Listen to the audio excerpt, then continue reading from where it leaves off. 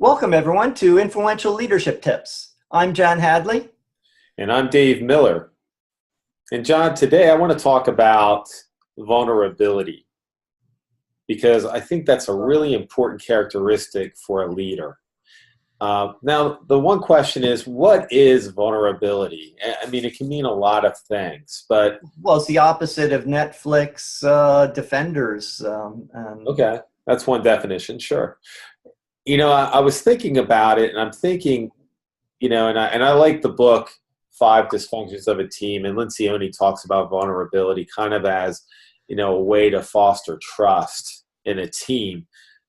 But it involves things like being able to admit when you're wrong, when you make mistakes, being able to ask for forgiveness or apologize, acknowledging what you're good at and what you're not, that you do have weaknesses, to ask for help, to really give up that pretense that I've got it all together, I'm this fortress, there is no weakness.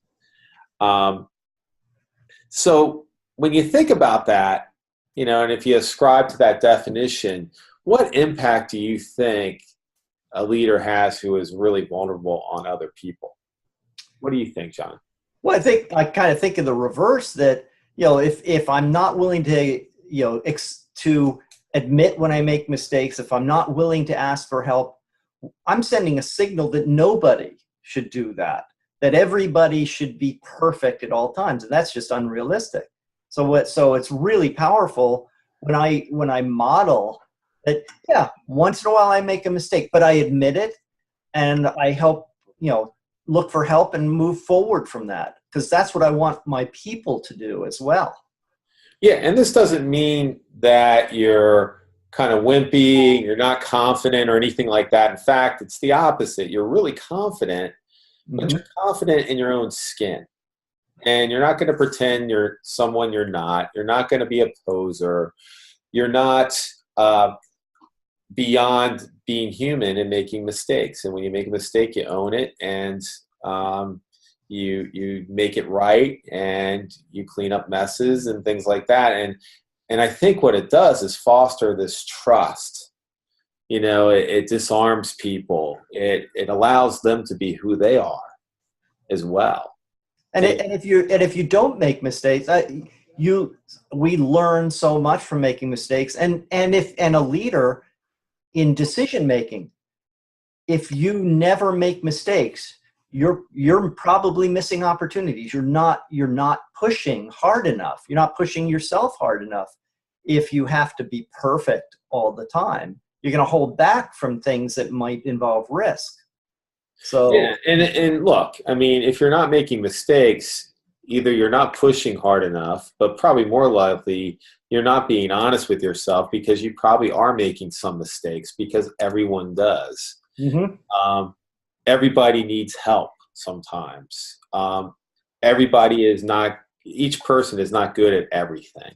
So, to kind of know who you are, what you're good at, what you're not, to be able to ask for help from other people, to say, hey, you know what, you're better at this. I want to talk with you about this and pick your brain on this. Things like that. You honor the other person, you invite them to be who they are, and you're modeling vulnerability, and that means they can be vulnerable too. And then we can have honest conversations. We have less passive-aggressive behavior. A lot of good things result from that. And just even the willingness to ask, or run things by someone else. If I feel I have to be perfect, I'm not going to share my thinking. I'm not going to go, let me run this idea from you by you before I go forward, because I have to be perfect. And if I'm asking you to listen, it's like I'm opening that up to maybe I wasn't perfect. So then you're not going to make the best decisions yourself, because you're not getting a chance to have that dialogue either. That's right. And so, we've all dealt with people that feel like they always have to be right. And you get to the point where you just stop trying with that person. And that's what your people would do with you if you have that posture. So that's my tip today, is really practice vulnerability. take an honest look at yourself and say, am I really being self-protective? Can I be a little more real? Can I be let kind of that soft underbelly show a little more? Not to be so much weak, but to be human.